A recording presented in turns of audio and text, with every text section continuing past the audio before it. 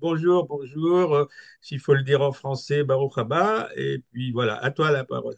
D'accord.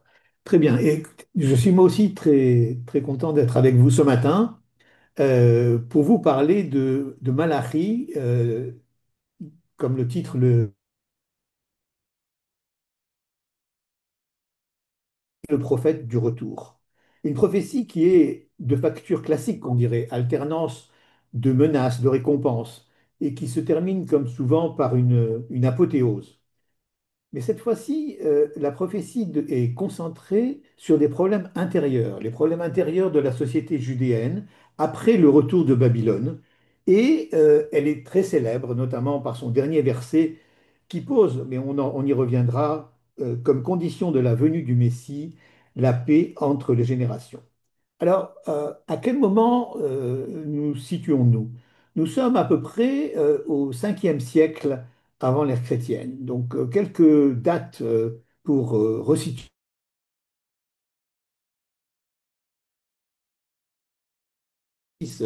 destruction du premier temple, déportation vers Babylone. Moins 538, décret de Cyrus qui autorise les Juifs à retourner en Judée et à reconstruire le temple de Jérusalem. Moins 537, premier retour. Premier retour qui a concerné finalement un dixième seulement de la population des Juifs de Babylone, qui, semble-t-il, ont trouvé des raisons pour y rester. Donc, ils étaient 50 000, à peu près, donc un dixième de la population dirigé par le grand prêtre Josué et le chef Zorobabel, tous les deux étant, l'un pour chef religieux, l'autre chef politique, étant des descendants, donc on pourrait dire presque légitimes de...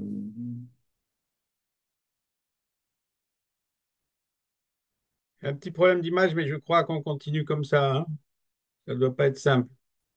N'est-ce pas, François? Vas-y, vas-y, Guilain. Oui, alors, il faut préciser aussi que à partir de ce moment-là, la province de Judée a perdu son indépendance. C'est devenu une satrapie gouvernée par un pacha, donc on en parlera tout à l'heure, un pecha en hébreu ou en araméen. Et bien que tous les deux soient légitimes, en fait, Josué et Zorobabel de l'autre, après quelques succès initiaux, le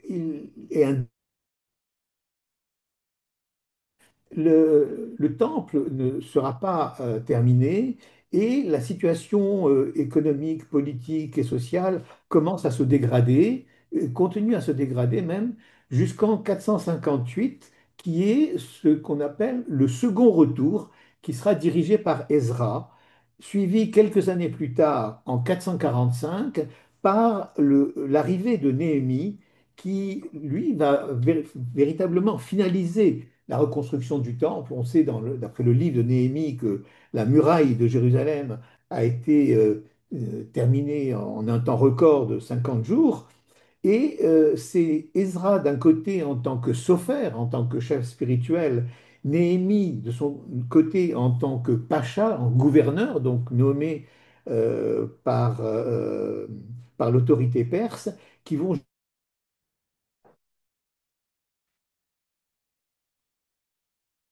juive, à travers notamment un pacte qui sera détaillé au chapitre 10 de Néhémie, on aura l'occasion de l'évoquer tout à l'heure, et qui sera solennellement signé par les principaux représentants du peuple.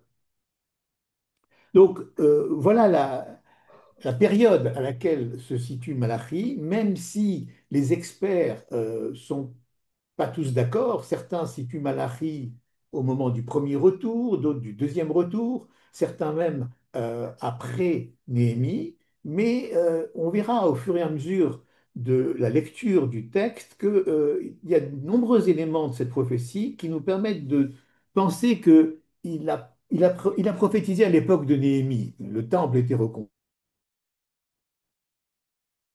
et là, il n'y ait pas de doute. Donc, comme je le disais tout à l'heure, Ezra et Néhémie étaient deux personnages éminents. Néhémie était un haut fonctionnaire en Perse. lorsqu'il a décidé de venir en Judée, d'aller en Judée pour participer à la reconstruction de la Judée, je ne sais pas à quoi on pourrait le comparer, mais dans la hiérarchie française, c'était l'équivalent du secrétaire général de la République, quoi, du président de la République. C'était à peu près de ce niveau-là. Et contrairement à Zorobabel et Josué, qui ne se sont pas vraiment entendus, Ezra et Néhémie ont su collaborer ensemble de manière efficace. Donc Ezra représentant l'autorité religieuse, même s'il a accepté de, de porter le titre de grand prêtre, et Néhémie représentant l'autorité politique, le pacha, le satrape de Judée, comme on l'appelle, qu'il quittera une fois sa mission terminée pour retourner en Perse où il finira ses jours. Et avant de commencer le commentaire de Malachi lui-même, je voudrais citer un extrait de l'histoire biblique de Néher parce qu'on ne peut pas ne pas déceler ici ou là, dans la prophétie de Malachi, dans cette période du retour de Babylone, quelques échos avec ce que nous connaissons. Voilà par exemple ce qu'écrit André et René Neher dans l'histoire biblique du peuple d'Israël à propos de Néhémie, deux paragraphes. Le premier concerne la situation exilée,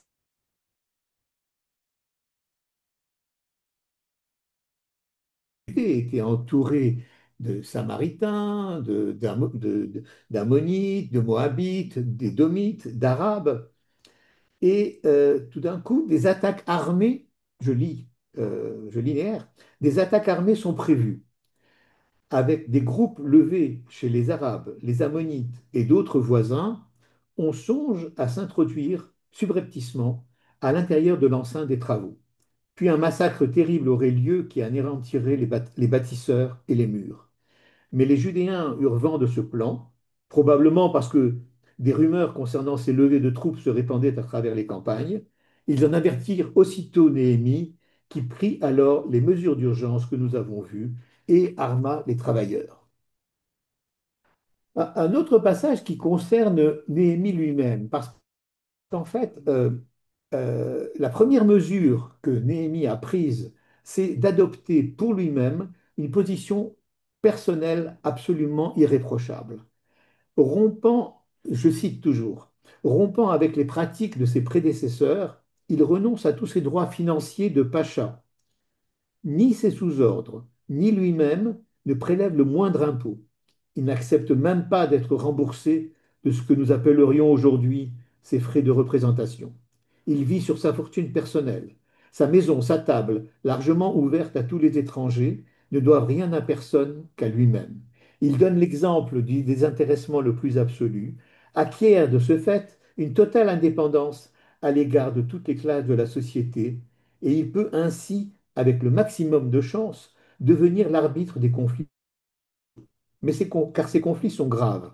Les riches, arrogants et exploiteurs représentent la partie influente du peuple, alors que les pauvres forment la masse de plus en plus malheureuse, d'autant plus ulcérée qu'il s'agit cette fois d'un esclavage où les maîtres sont leurs frères juifs eux-mêmes.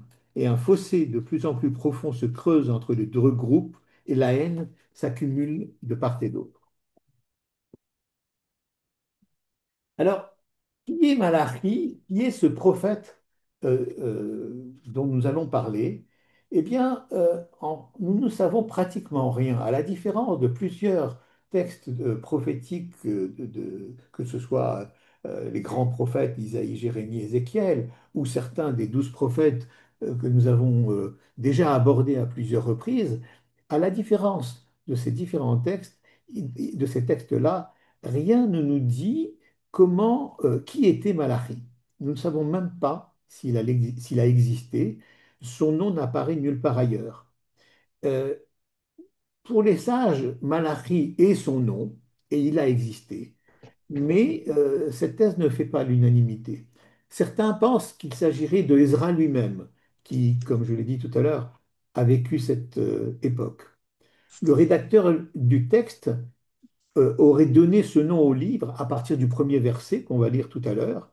Et enfin, d'autres, moins nombreux, prétendraient, c'est un passage du Talmud de Babylone qui le dit, qu'il s'agirait de Mordechai, en jouant sur le fait que Malachi viendrait de la racine Malach, Melech, roi, et Mordechai était devenu, à la fin de l'histoire d'Esther, comme on le sait, Mishné la Melech, le second du roi. Je vais aborder maintenant avec vous le texte de la prophétie de Malachi, et qui est un texte assez court, 55 versets seulement, trois chapitres, et les grandes divisions de mon exposé, je vais vous donner, on les reverra au fur et à mesure, c'est le chapitre 1, versets 1 à 5, où vont être évoquées les relations entre Ésaü ou Édom et Jacob, qui est le seul moment où, dans ce texte-là, nous allons parler d'autre chose, d'une autre personne, d'un autre peuple que le peuple d'Israël. Ensuite, les versets 6 à 14 concernent la condamnation des Kohanim qui acceptaient les sacrifices impropres qui étaient apportés par le peuple. Ensuite, nous passons au chapitre 2, de versets 1 à 9.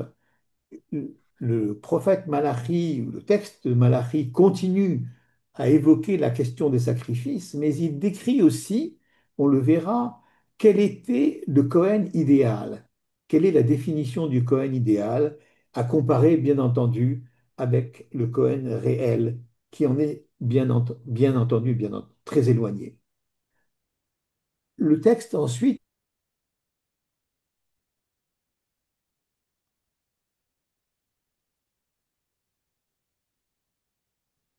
et à partir du verset 17 du deuxième chapitre, là il y a un découpage qui est décalé par rapport au découpage en chapitres. À partir du verset 17 commence une sorte de dialogue, de réflexion euh, philosophique, sinon mystique, sur la justice divine. Et le prophète va rapporter les préoccupations de la société judéenne de l'époque qui se pose la question, peut-être est-ce en rapport avec que je disais tout à l'heure sur la division en classes et sur la séparation entre riches et pauvres, mais la société s'est posé la question de la justice divine. Le,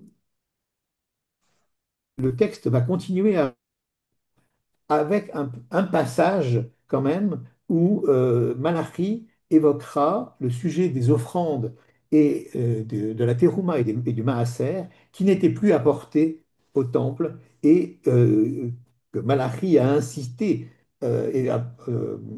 dont Malachi a reparlé pour inciter le peuple à ramener au temple terouma et maaser.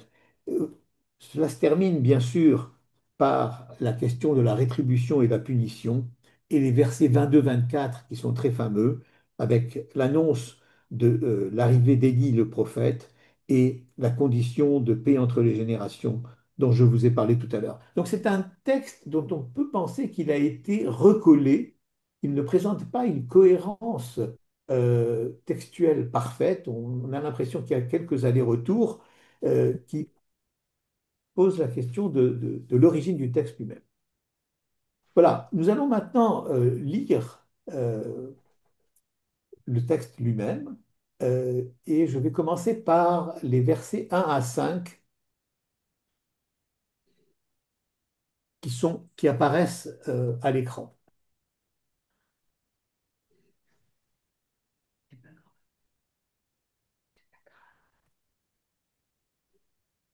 Massa devar Adonai à l'Israël beyad malachi. Énoncé de la parole de l'Éternel adressé à Israël par l'organe de Malachi. אהבתי אתכם, אמר אדוני, ואמרתם, במה אהבתנו? הלא אך עשיו ליעקב, נאום אדוני, ואוהב את יעקב, ואת עשיו שנאתי, ואשים את הרב שממה, ואת נחלתו לתנות מדבר. Je vous ai pris en affection, je vous ai aimé, on pourrait dire, dit l'Éternel. Et vous répliquez, en quoi nous as-tu témoigné ton amour? Ésaü n'est-il pas le frère de Jacob? Dit l'Éternel. Or j'ai aimé Jacob mais Ésaü, je l'ai haï, si bien que j'ai livré ses montagnes à la dévastation et son héritage au chacal du désert.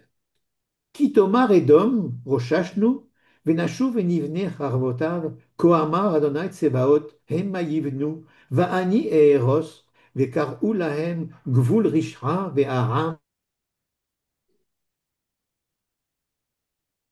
Ve'enechem tir'ena, Ve'atem tomru, Yigdal Adonai Meral, Ligvul Israël.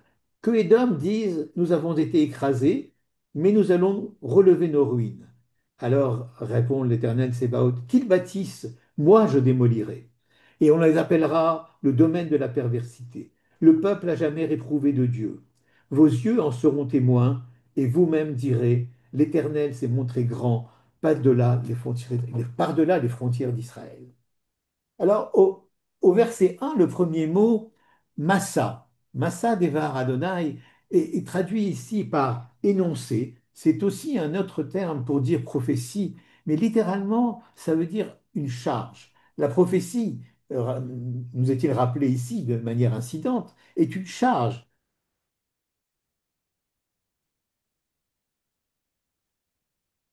Et Beyad Malachi, se termine le verset, ce que je disais tout à l'heure, donc Beyad Malachi, Malachi serait l'envoyé, l'envoyé de Dieu. Ensuite, on entame un dialogue qui commence d'ailleurs par une, une réaction spontanée, forte. Avti etrem, je vous ai aimé, a dit l'Éternel, une déclaration d'amour. Et la réaction ne se fait pas attendre. Bamé ahavtanu. Alors, Bamé ahavtanu, on peut le comprendre de différentes manières. Est-ce l'expression d'un doute? Alors, il faudrait lire Ah bon? En quoi nous as-tu aimés? Ou bien est-ce l'expression est-ce que ce serait une question rhétorique? Euh, c'est ce qu'ont tendance à dire d'autres.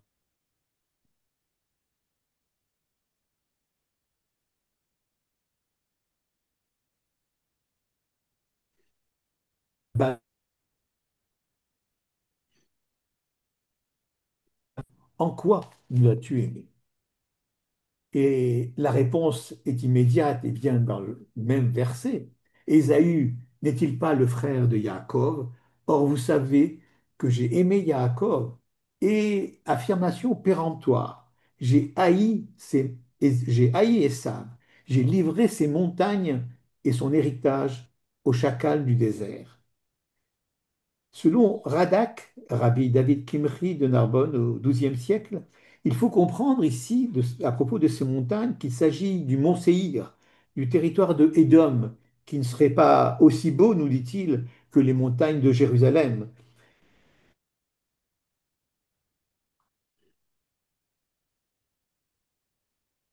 se sont réjouis au moment de la destruction du temple. Ou bien, selon d'autres, une autre interprétation, le pays de Édom aurait lui-même été détruit par Nabuchodonosor.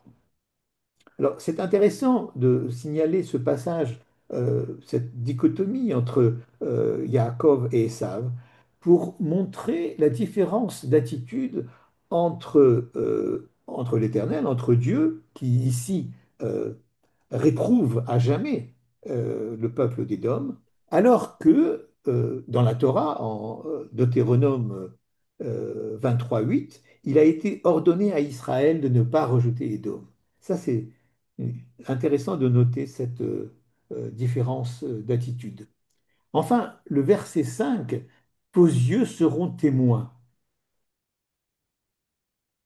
Dieu montrera sa grandeur au-delà de notre territoire, au-delà du territoire de la Judée, pour faire savoir que nous sommes ton peuple. Et le Targum Yonatan traduit autrement. Il dit, la gloire de Dieu grandira et excédera le territoire du pays d'Israël.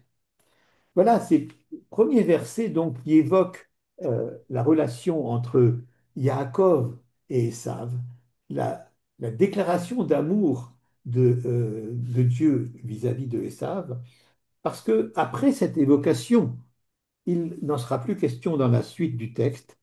Malachi va consacrer le reste de sa prophétie aux problèmes intérieurs de la société juive. Dans les versets 6, on va commencer à lire dans les versets 6 à 9. Ben Ben יכבד אב ועבד אדוניו, ואם אב אני, איה כבודי, ואם אדונים אני, איה מוראי, אמר אדוני צבאות, לכם הכהנים בוזה שמי, ואמרתם, במה בזינו את שמך. Le fils honore son père, l'esclave son maître. Si je suis un père pour vous, où sont où sont mes honneurs?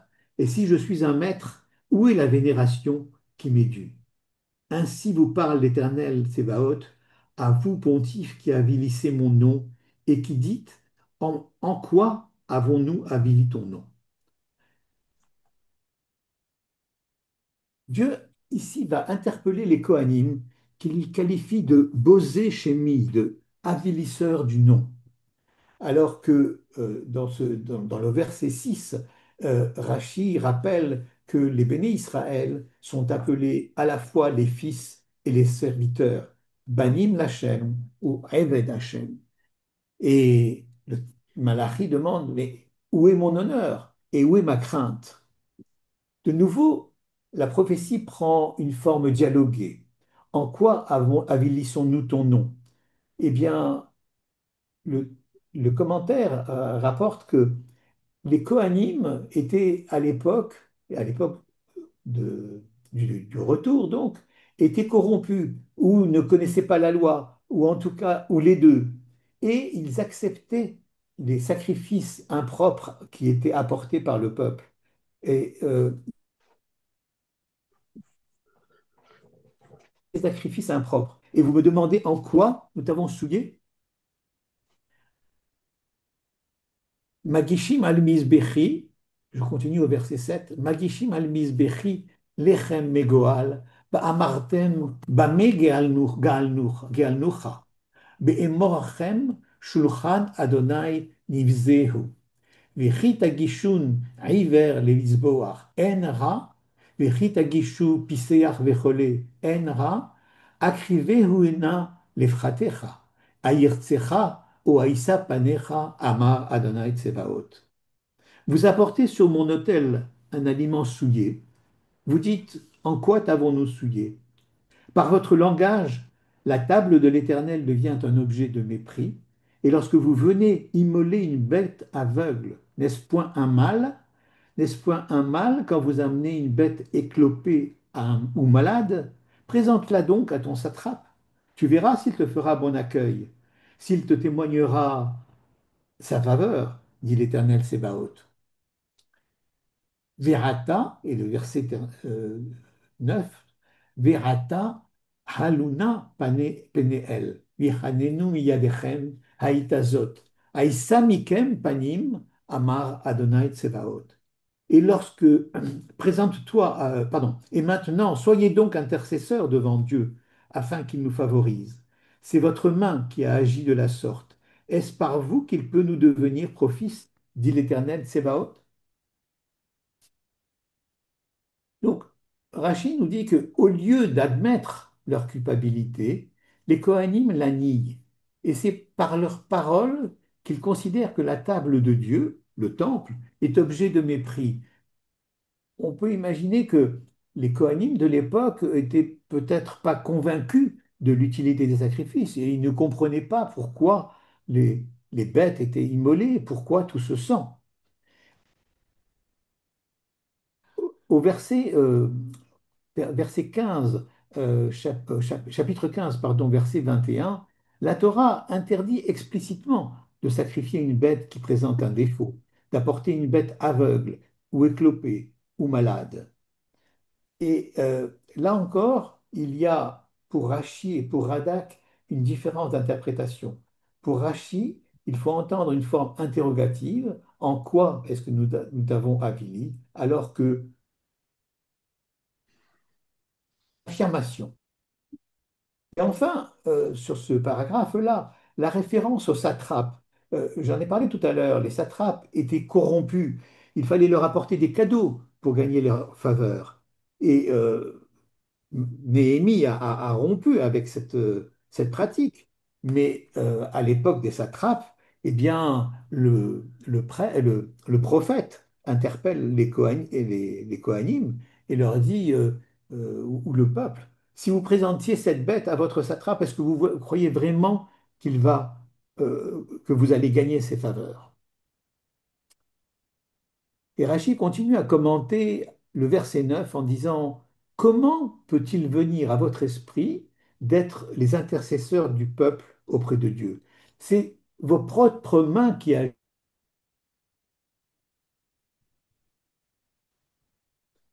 nous deviendra profit. C'est de votre main qu'est venu ce malheur. Et le, le verset 9 peut s'entendre même sur le plan des mots et sur le plan phonique.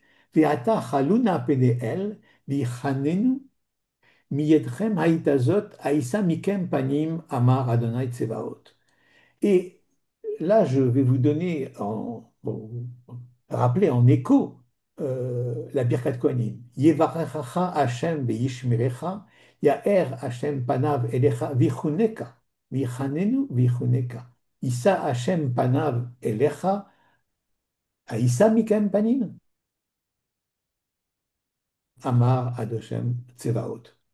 Et il y a donc cette, cette antinomie entre le comportement des Kohanim qui est condamné par Malachi avec la Birkat Kohanim.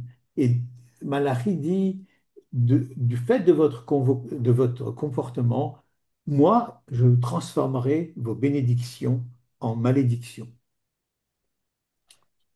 Et enfin, au verset 10, euh, Mi gam bachem beiskord lataim, velo ta'iru mizbechi chinam, en li chefetz bachem, amar Adonai Tsevaot, umincha lo ertse miyedchem.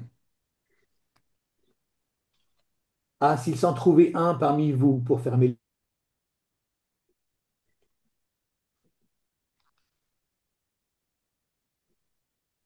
voies, dit l'Éternel Tsevaot, l'offrande de vos mains, je ne la veux pas. Et là, on pense bien entendu au premier chapitre, ce fameux premier chapitre de d'Isaïe, Ishaïa, qui au verset 11 et 12 dit, je suis saturé de vos holocaustes. Qui vous a demandé de fouler mon parvis? Cessez d'y apporter l'oblation hypocrite. Votre encens met en horreur, pardon. Je vais passer au chapitre 2. Chapitre 2, verset, alors, du verset 1 au verset 9. Je commence par lire les versets 1 à 3 du chapitre 2.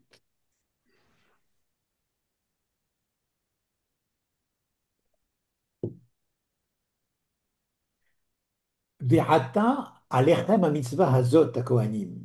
Im lo tishma'u ve'im lo tasimu al lev latet kavod lishmi amar Adonai Tsevaot ve'shilachti bachem et ha-me'era ve'aroti et birchotechem ve'gam arotia ki enchem samim al lev.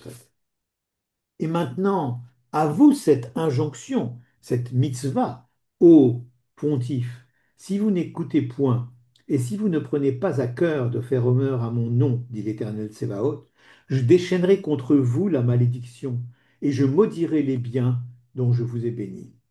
Oui, je les maudirai, car vous ne prenez point à cœur ce que je vous demande. Il appartient aux Kohanim d'enseigner les règles du sacrifice au peuple. Et s'ils ne le font pas, ce qui semble être le cas, leur bénédiction se transforme en malédiction. Le verset 3 est d'une rare violence. Hineni goer lachem et azera vezerit peresh al pnechem. Peresh chagechem venasa etchem elav. Voici, je défendrai à la semence de germer pour vous. Je vous répandrai des excréments sur la figure, les excréments de vos victimes, de vos sacrifices. Enlèvera. Le prophète donc emploie ici des termes d'une rare violence. Vous les Kohanim, leur dit-il, vous ne vaudrez pas plus que les excréments des sacrifices que vous acceptez bien à tort. Après cette condamnation violente, les versets 4 à 7 donnent la description du Cohen idéal. Le Cohen idéal qui est ici décrit fait penser notamment soit pour les uns à Pinchas, soit à Aaron. Certains d'entre vous reconnaîtront à quoi je fais allusion. Vidaten ki shilachti alechem et mitzvah hazot, liyot beriti et levi, amar. Vous reconnaîtrez alors que je vous ai commis cette tâche pour établir mon pacte avec Lévi, dit l'Éternel Tsebaoth. Beriti haïta ito, achaim ve'ashalom, va'etnem lo mora, va'iraeni, upene shemi nachat hu. Mon pacte avec lui a été un gage de vie et de paix. Achaïm et Shalom sont les termes exacts qui figurent dans la Torah à propos de l'alliance que Dieu a contractée avec Pinchas. Je les lui ai accordé comme condition de son respect et il m'a révéré et s'est humilié sous mon nom. Torah temet haïta befiyu ve'havla lo nimtza bisfatav beshalom uvmishoch alach iti ve'rabim eshiv meravon. Une doctrine de vérité s'est rencontrée dans sa bouche. Aucune iniquité ne s'est trouvée sur ses lèvres. Il a cheminé devant moi en paix et en droiture. Et beaucoup par lui sont revenus du crime. On pense notamment à Aaron, dont on disait, il est dit dans les psaumes, Oev Shalom, Verodev Shalom. Il aimait la paix et il poursuivait la paix. Et il était connu pour être proche de toutes les personnes qui était éloigné de la foi et il arrivait par ses mots, par son attitude empathique, à en ramener plus d'un à la foi. Qui siftait Cohen,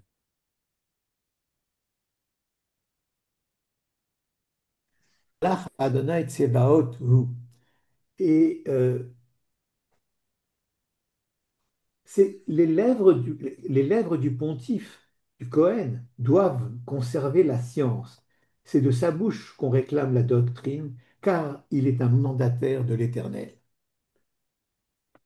On reconnaît donc ce que j'ai dit tout à l'heure, les termes appliqués à Pinchas et aussi à Aaron et Malach Hashem, envoyé de Dieu.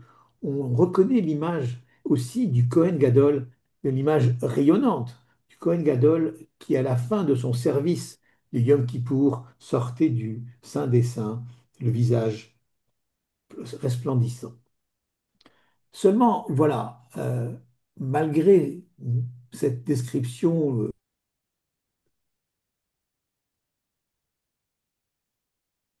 la situation était totalement différente à l'époque de Malachi. Et voilà ce qu'il dit, verset 8. Ve'atem sartem min haderech, ichshaltem rabim batorah, shichatem berit halevi, ama Adonai Tsevaot. Mais vous, au contraire, vous avez déserté le bon chemin. Vous en avez fait trébucher beaucoup par votre enseignement, alors que Aaron, lui, les rapprochait, eux, au contraire, les font trébucher. Vous avez dissous le pacte avec Lévi. וגם אני נתתי אתכם נבזים ושפלים לכל העם, כפי אשר אינכם שומרים את דרכי, ונושאים פנים moi, vil et méprisable aux yeux de tout le peuple, puisque vous n'observez pas mes voies et que vous faites preuve de partialité dans l'application de la loi. Voilà donc cette condamnation très forte des Kohanim corrompus, acceptant des sacrifices impropres, n'enseignant plus la Torah au peuple, et donc voyant cette situation, Malachi les tense et annonce de graves punitions et la transformation des bénédictions des Kohanim en malédictions. C'est la première condamnation énoncée par Melachi dans ce chapitre-là, enfin au premier chapitre et au début du chapitre 2. Nous allons passer maintenant à un deuxième thème qui est celui des mariages mixtes et des divorces. Euh, pour comprendre ce passage, il faut faire un rapide rappel historique. Parmi les Juifs de Babylone, des hommes mariés étaient partis sans leurs femmes, des jeunes hommes étaient partis nombreux, mais il y avait peu de jeunes filles. Il a donc été difficile de ne pas contracter des mariages mixtes avec les femmes du voisinage.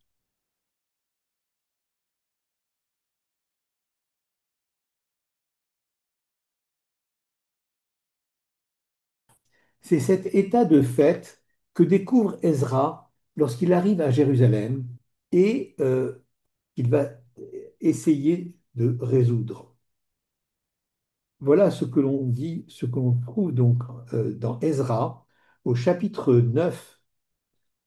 Les chefs du peuple se présentèrent à moi et dirent, le peuple, israélite, prêtres, lévites, ne s'est pas tenu séparé des populations de ces pays en raison des abominations propres aux Cananéens, car ils ont pris parmi leurs filles des femmes pour eux-mêmes et pour leurs fils.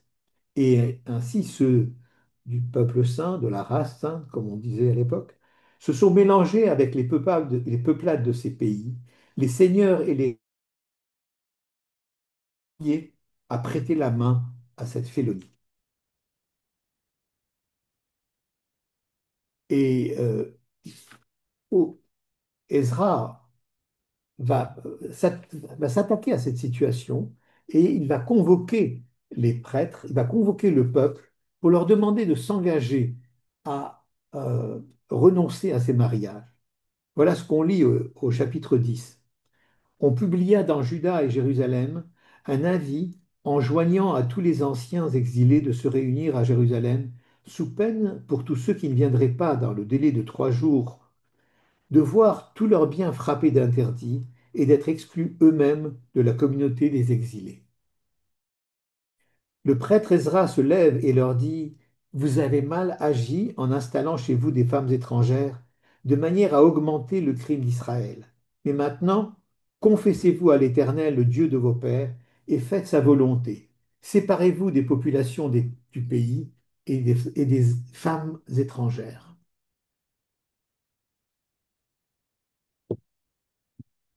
Alors,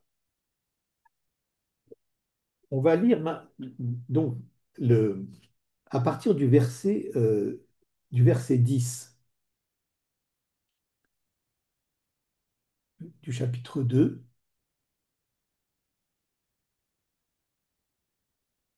Pardon, excuse-moi.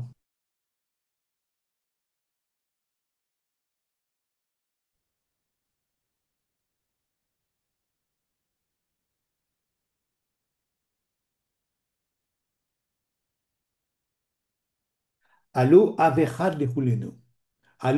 Merci. Allo avechad lechulenu. Allo elechad beraunu. Madua nivgad ish beachiv lechalel berit avotenu. N'avons-nous pas un seul Père? N'avons-nous pas un seul Dieu qui nous a créés? Pourquoi commettrions-nous une trahison l'un contre l'autre, de façon à déshonorer l'alliance de nos pères? Bagda Yehuda, Vetoreva, Veneesta Israël ou Birushalayim, Ki chilel Yehuda kodesh Adonai asher ahev uvaal bat el nichar. Judas a trahi. Une abomination s'est perpétuée en Israël, s'est perpétrée en Israël et à Jérusalem. Oui, Judas a profané ce qui est sacré devant l'Éternel et ce qui lui est cher. Il a épousé la fille d'un Dieu étranger. Yachet Adonai leish asher yaasena aer ve'one me'aole Yaakov umagish mincha l'Adonai tsevaot. Puisse le Seigneur, à celui qui a agi de la sorte, supprimer des tentes de Jacob tout être veillant et parlant, capable de présenter des offrandes à l'Éternel Tsevaot.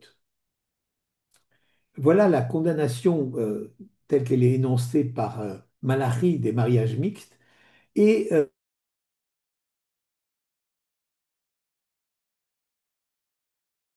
euh, au verset 13. Tarasu sot timra et misbach Adonai bechi va'anaka me'ein od penot el amincha velakachat ratson miedechem. Et voici un autre méfait de votre part.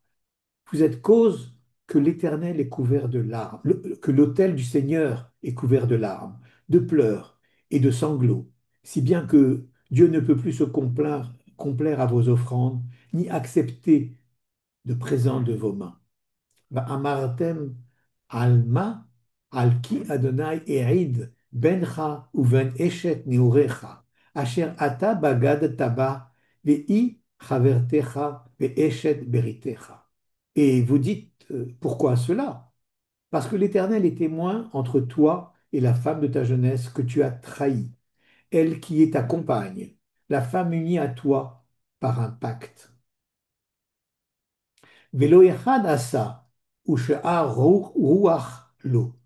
Uma האחד מבקש זרע אלוהים, ונשמרתם ברוחכם, ובאשת נעוריך al yivgod. Pas un ne lui fait s'il lui restait quelque ombre de bon sens. Et que devrait-il souhaiter, même celui-là, si ce n'est une progéniture agréable à Dieu? Veillez donc sur vous-même et que personne ne trahisse la femme de sa jeunesse.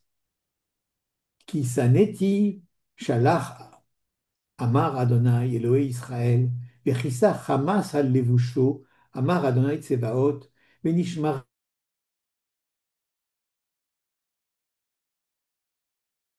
et que personne ne trahisse la femme de sa jeunesse, car je hais la répudiation, dit l'Éternel, Dieu d'Israël.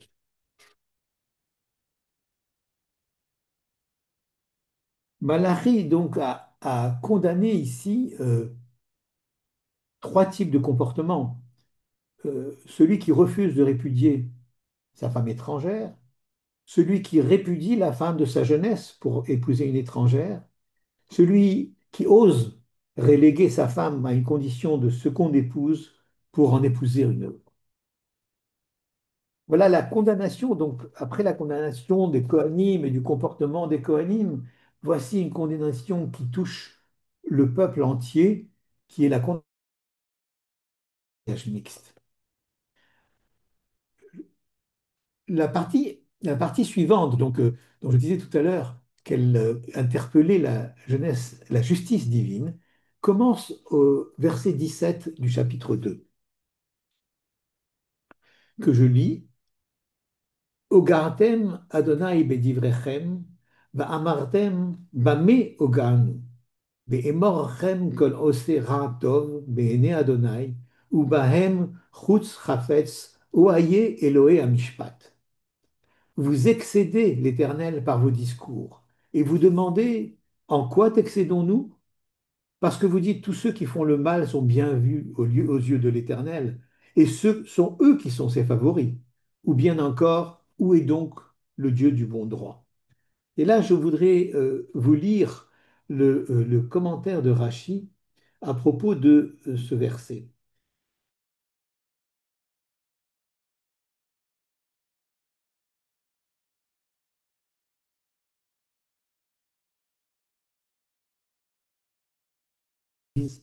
alors que les justes souffrent et échouent, Omrim atem bilvavchem achat mishne drachim alal. Vous vous dites au fond de vous-même de deux choses l'une.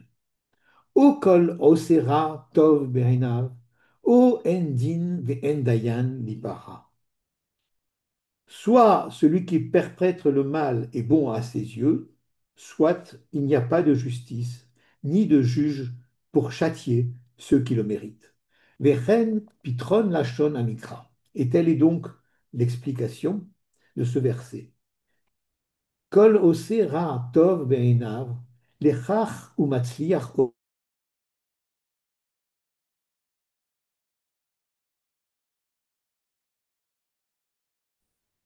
Celui qui perpètre le mal est bon à ses yeux, raison pour laquelle il le fait réussir, et s'il n'en est pas ainsi, où donc est Dieu, où donc est le Dieu du bon droit qui ne les châtie? Cette interpellation assez impressionnante de la justice divine qui est faite ici, eh bien, le prophète va y répondre tout de suite, dès le verset 1 du chapitre 3, qui prend la suite donc, et, et qui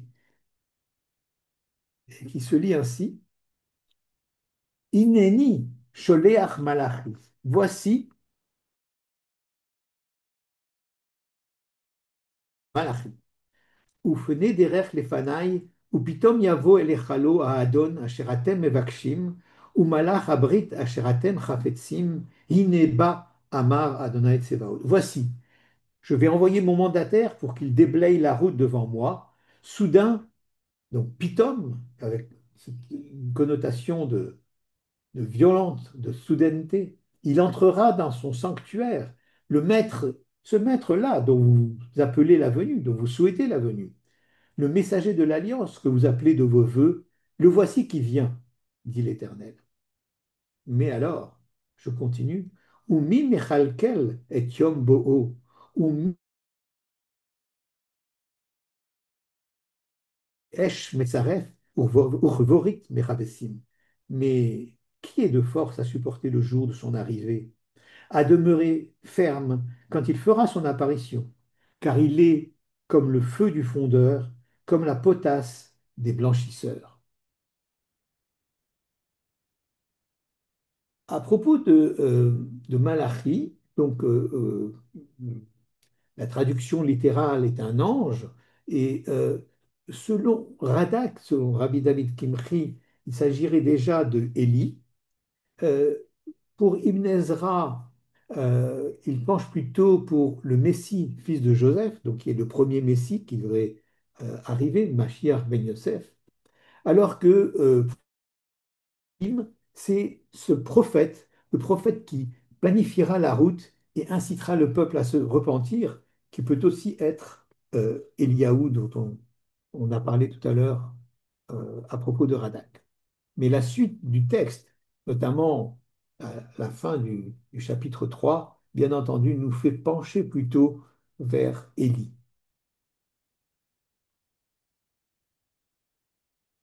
Et que va-t-il faire ce, ce messager? Eh bien, il va affiner comme, comme le fondeur affine, et il va blanchir comme le blanchisseur blanchit avec de la potasse les Kohanim pour les rendre propres. Veyashiv metzaref, umetaher kesef, vetihar et bne Levi, vezika kotam kazaha vechakasef, veayu ladonai magishe mincha bitzdaka.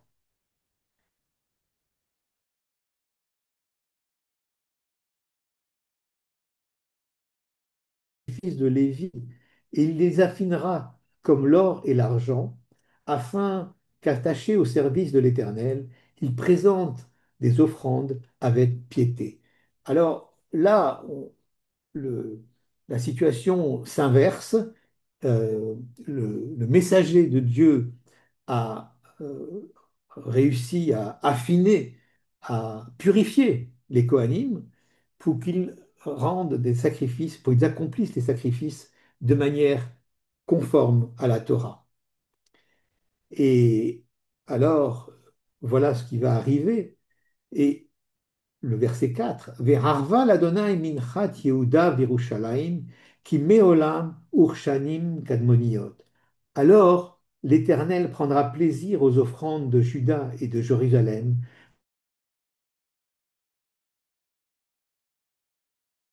C'est le début notamment de la Haftara, pardon, du Shabbat Agadol.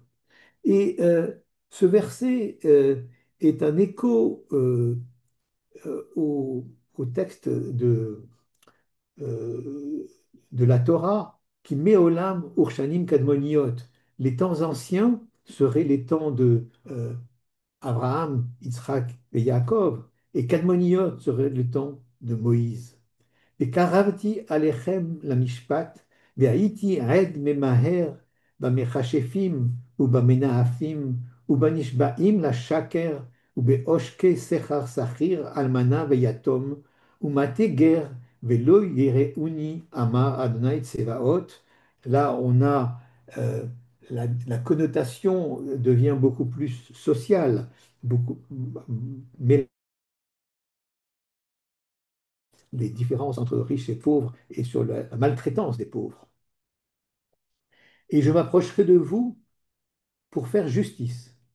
Je serai un témoin empressé contre les magiciens, contre les adultères, contre les parjures, contre ceux qui font tort au journalier dans son salaire, à la veuve et à l'orphelin, contre les oppresseurs de l'étranger, qui ne s'inquiètent pas de moi, dit l'Éternel Tsébaoth. Là, on a un lien direct avec ce qui est dans le Lévitique au verset 12 à 14.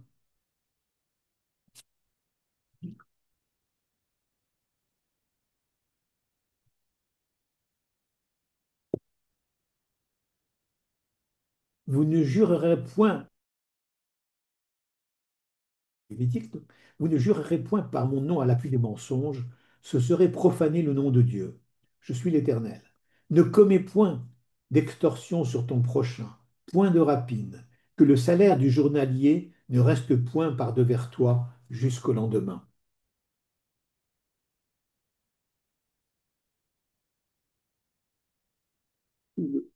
Le texte continue au verset 6. Vayomer Saré Sukkot, pardon,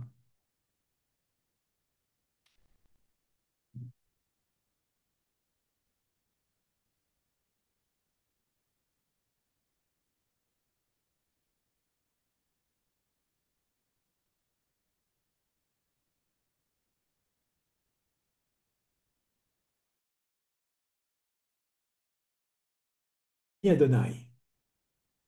Verset 6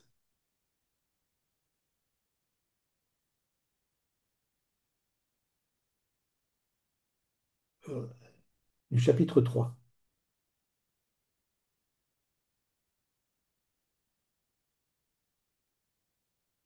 Voilà. Ki ani Adonai lo shaniti, ve'atem bene Yaakov lo chelitem.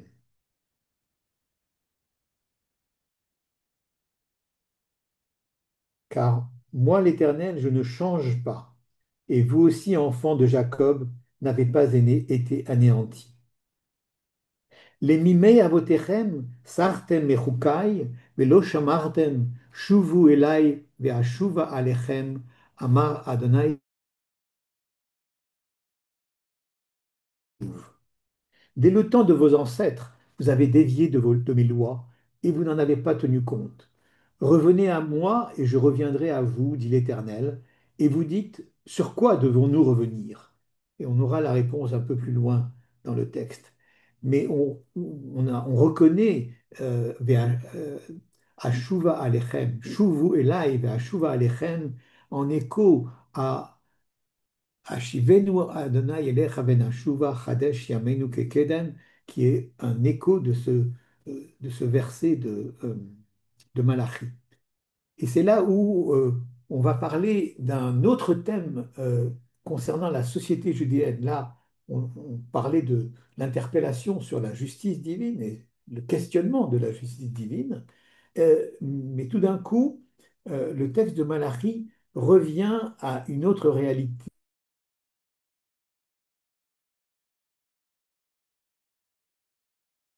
la terouma et le maaser. Voilà ce que dit Malachi au verset 8 du chapitre 3. Aikba Adam Elohim ki atem kovrim oti va'amartem bame kevahanucha amaaser ve'ateruma. L'homme peut-il frauder Dieu? Pour Rachi, frauder Dieu ici, c'est voler. Sur... Et cependant, vous me fraudez, vous me volez. Et puis vous dites, sur quoi t'avons-nous fraudé? Sur la dîme et sur les taxes de prélèvement. Bame'era atem me'arim ve'oti atem kovrim agoy kulo. Sur la malédiction vous poursuit, c'est moi que vous prétendez frustrer? Vous, le peuple tout entier. Ici, il est bien question de l'ensemble du peuple, donc qui, d'après Malachi, d'après Malachi, avait cessé d'apporter les prélèvements au temple. Et le paragraphe se termine ainsi. Avi ou et kol amaaser el beit haotsar vi'i teref beveiti uvechanunina bazot amar Adonai tsevaot im lo eftach lachem et arubot hashamayim va'arikoti lachem beracha ad belidai. וגערתי לכם באוכל, ולא ישחית לכם את פרי האדמה, ולא תשקל לכם הגפן בשדה, אמר אדוני צבאות, וישחו אתכם כל הגויים, כי תהיו אתם ארץ חפץ, אמר אדוני צבאות. Apportez, alors, avant de lire ces quelques, je vais les lire en français, puis je vais revenir sur cette question du Maaser pour apporter quelques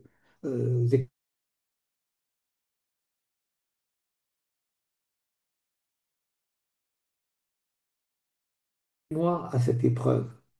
Et vous verrez, si je n'ouvre pas en votre faveur les cataractes du ciel, si je ne répands pas sur vous la bénédiction au-delà de toute mesure, et je réprimerai à votre intention le fléau dévastateur pour qu'il ne détruise plus les fruits de votre sol, et la vigne dans vos champs ne sera plus stérile, dit l'Éternel Tsébaoth, et tous les peuples vous féliciteront, car vous serez, vous, une terre de délices, dit l'Éternel Tsébaoth. Alors, un mot peut-être à propos de cette question des prélèvements qui n'étaient plus apportés au temple à l'époque. Vous savez que il y a euh, trois types de prélèvements. Le premier est le prélèvement de la terouma, donc qui porte sur. On peut peut-être abandonner le partage d'écran pour un moment, François. Peut-être, voilà.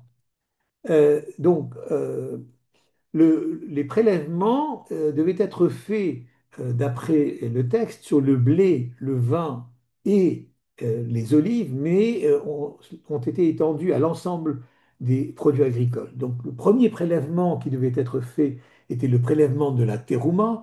La terouma était le prélèvement destiné aux Kohanim qui devaient le consommer en état de pureté rituelle et qui correspond à 2% a été fixé par les sages euh, à 2% de la récolte. Littéralement, dans la Bible, il n'y a aucune mesure qui a été fixée pour ce prélèvement-là, mais dans le Talmud et dans la Halacha, le montant a été fixé à la proportion de 2% de la récolte. Terouma, donc, versé aux Kohanim, qui devaient eux-mêmes en prélever un dixième et la verser aux Lévites. Il y avait ensuite ce qu'on appelle les Maaserot, le Maaser Rishon, Maaser Ani et Maaser Sheni. Le Maaser Rishon devait être prélevé après la Terouma et il comprenait un dixième de la récolte restante qui devait être.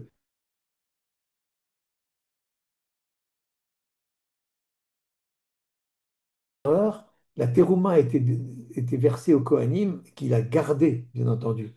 Il s'agit du Maaser Rishon versé aux Lévites, qui lui faisait l'objet d'un autre prélèvement d'un dixième qui était donné au Kohanim. Excusez-moi pour cette erreur. Donc, le Maaser Rishon, donc prélevé, correspondait à un dixième de la récolte. Et il y avait ensuite ce qu'on appelle Maaser Ani et Maaser Sheni, qui, qui est un prélèvement également d'un dixième sur la récolte restante. La première, la deuxième, la quatrième et la cinquième année de la période de la Shemitah, donc de la 7 ans, le Maaser Sheni, donc ce dixième de la récolte restante, devait être consommé à Jérusalem par ceux qui avaient prélevé ce Maaser avec la possibilité, si physiquement il était difficile, on pouvait le comprendre, d'apporter à Jérusalem 10% de la récolte, il était possible de convertir ce dixième-là en argent et d'utiliser cet argent pour être consommé et pour le consommer à Jérusalem. Et enfin, le Maaser Hani, c'était donc un prélèvement de dixième de la récolte restante, devait être distribué aux pauvres au cours de la troisième et de la sixième année de la période de la Shemitah. Et c'est donc ces Maaserot qui n'étaient plus du tout versés au temple. Je crois que on en parle aussi euh, dans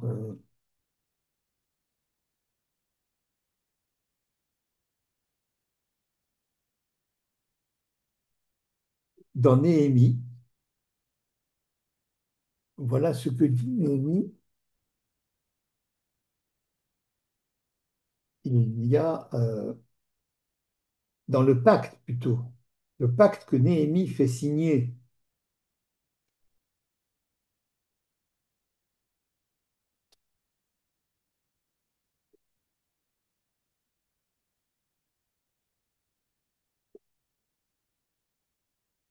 au chapitre 10, verset 30.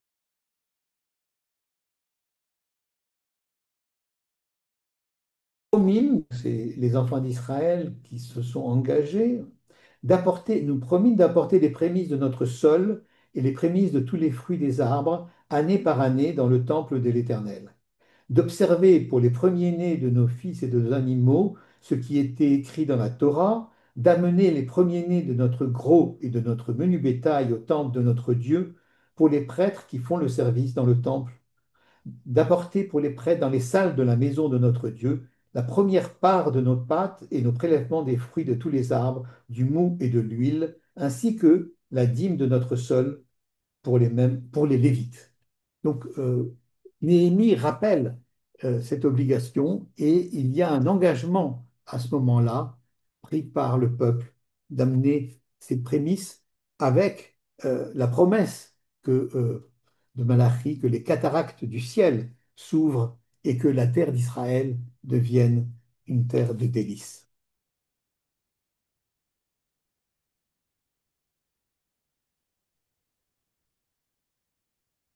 Nous allons maintenant quitter le terrain du comportement des Judéens dans la société du retour, comportement répréhensible au sujet des sacrifices, au sujet des mariages mixtes, au sujet des prélèvements de la terouma et du maaser.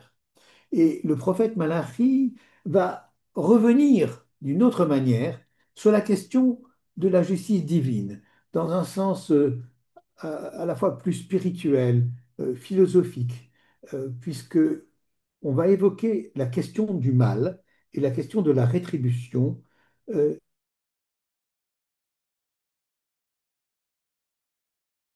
étaient impies et qui sont heureux, sains et saufs, alors que ceux qui respectent les commandements cheminent tristement euh, et eux ont accepté ainsi le joug des mitzvot et s'interrogent.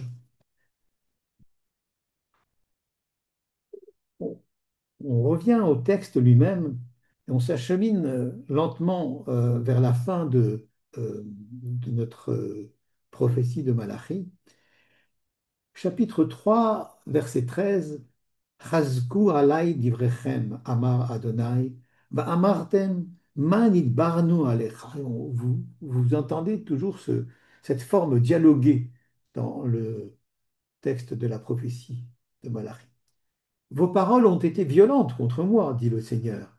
Mais vous dites, en quoi avons-nous parlé contre toi? Amartem shav, avod Elohim, uma betza, ki shamarnu mishmarto, vechi alachnu kedoranit, mipene Adonai tsevaot. C'est une chose, vous avez parlé ainsi, c'est une chose vaine de servir Dieu. Que gagnons-nous à observer son culte et à cheminer tristement dans la crainte de l'Éternel Tsevaot? Ve'ata anachnu me'asherim zedim, gam nivnu ose rish'a, gam bachanu Elohim va'im maletu. Et à présent, nous estimons heureux les impies. Vraiment, ils sont solidement établis, ceux qui font le mal. Eux, ils ont tenté Dieu et ils sont demeurés sains et saufs. Réponse. Az nidberu yir'e Adonai, ish el reheu, vayakshev Adonai vaishma vaikatev sefer zikaron lefanav, le yir'e Adonai ulchoshve shemo. Et là, il y a un ressaisissement de ceux qui adoraient l'Éternel et de ceux qui se souciaient de son nom. Cependant, les adorateurs de l'Éternel s'exhortèrent mutuellement. L'Éternel écouta et entendit, et un registre de souvenirs fut dressé devant lui en faveur de ceux qui craignent l'Éternel et qui respectent son nom. Ve'ayuli, Amar Adonai Tsebaot, je lis le verset. Segula, ve'chamalti alehem, ka'asher yachmol ish al beno, aoved oto. Ceux-là seront un trésor pour moi, dit l'Éternel Tsébaoth, au jour que je prépare. Je les protégerai comme un père protège son fils qui lui est soumis. Veshavten, ur iten ben sadik les rachas, ben oved Elohim la asher lo avado. Et de nouveau, vous verrez la différence entre le juste et le méchant, le serviteur de Dieu à celui qui ne l'aura pas servi. Ine ayom ba boer katanur, ve'ayu kol zedim vechol ose rish'a, kash velihat otam ayom hamar Adonai Tsevaot, asher lo ya'azov lahem shoresh ve'ana.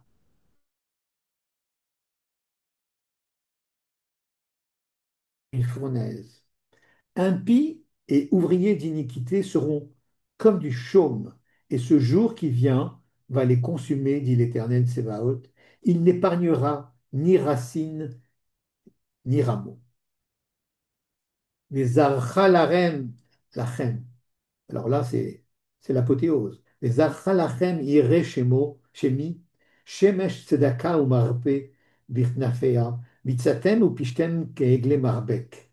Mais pour vous qui révérez mon nom, le soleil d'équité se lèvera, portant le salut dans ses rayons, et vous paraîtrez et vous vous ébattrez comme des jeunes taureaux sortant de l'étable.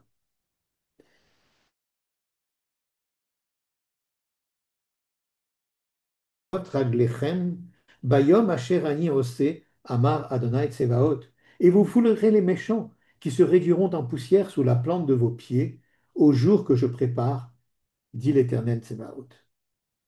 Et là vient la réponse à Bamenachou, dont on avait euh, parlé tout à l'heure. Comment, comment faut-il revenir à Dieu? C'est le verset 22, Zirchu Torat Moshe. C'est Zirchu Torat Moshe Avdi Asher Tziviti Oto Bechorev Al Kol Israël Chukim ou Mishpatim. Souvenez-vous de la loi de Moïse, mon serviteur, à qui j'ai signifié sur le Chorev des statuts et des commandements.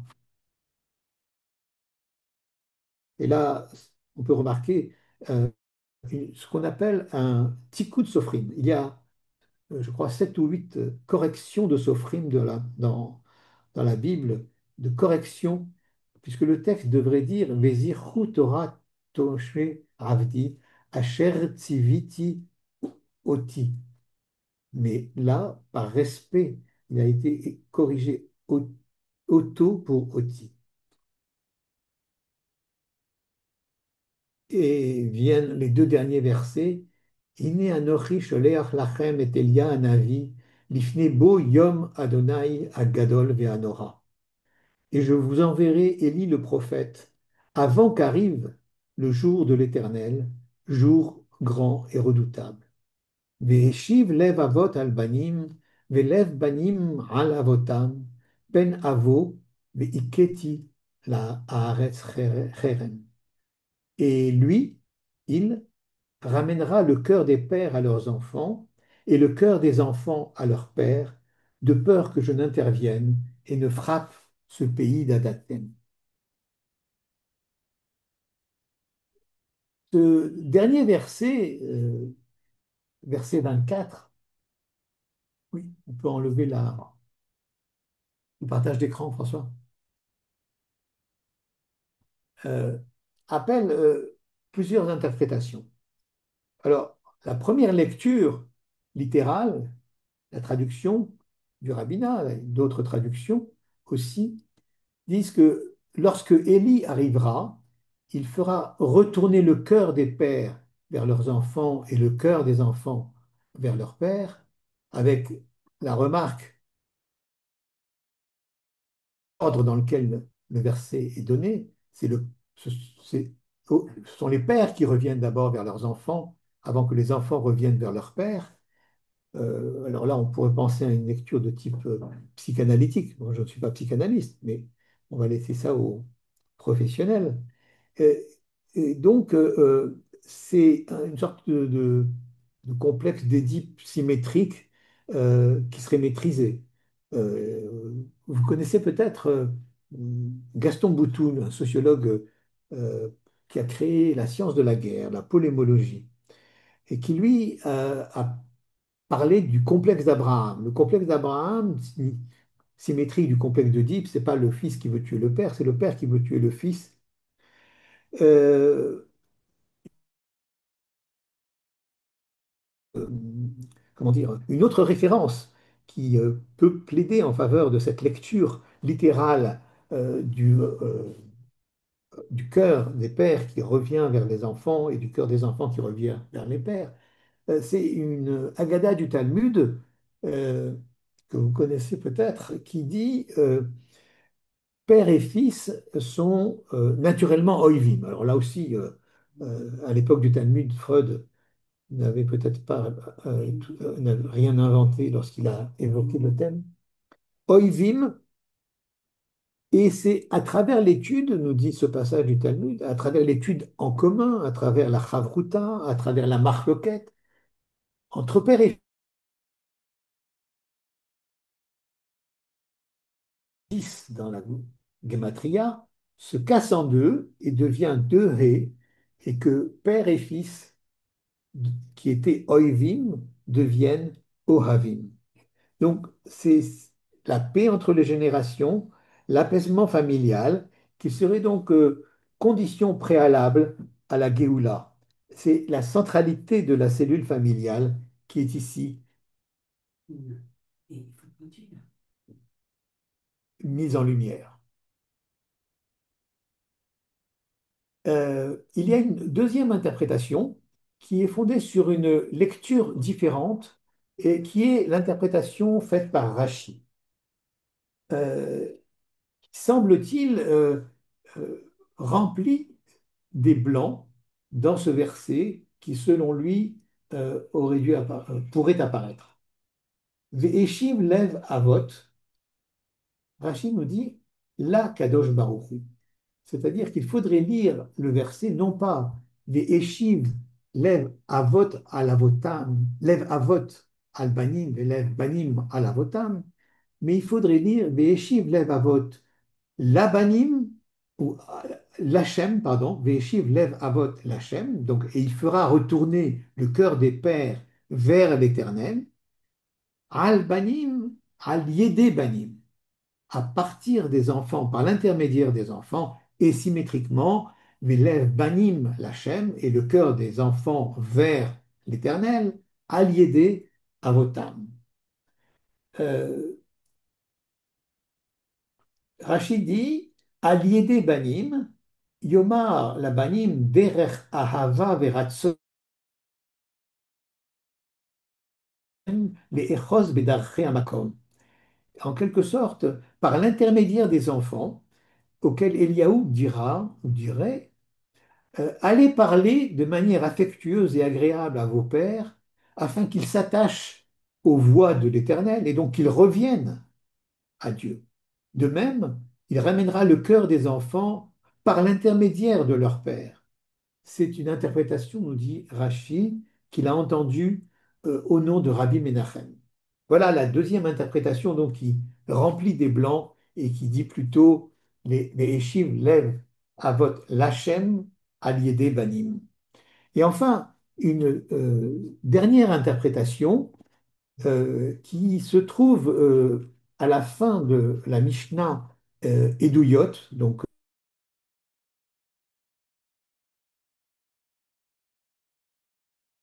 du dernier chapitre du chapitre 8, donc verset 7, chapitre 8, qui dit à la fin, à propos de la venue de Élie, Rabbi Yehuda Omer, les Karev, aval lo les Rachek. Rabbi Yehuda a dit, le prophète Élie viendra pour rapprocher et non pas pour éloigner. Rabbi Shimon Omer, rapprocher les pères des enfants et les enfants des pères, bien entendu. Rabbi Shimon Omer, les hashvot à marloquet, pour apaiser les dissensions, pour apaiser les marloquettes, pour apaiser les relations entre les sages et leurs disciples.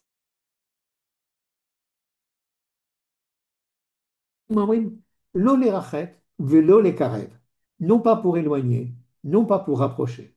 Et là, la asot shalom baolam, mais pour faire la paix dans le monde. Inneni sholeach lachem et Eliyahu Hanavi, vegomer, ve'eshiv lev avot al banim, ve'lev banim al avotav. Voilà, je termine là-dessus et je vous remercie de votre attention. Je suis prêt à répondre à vos questions.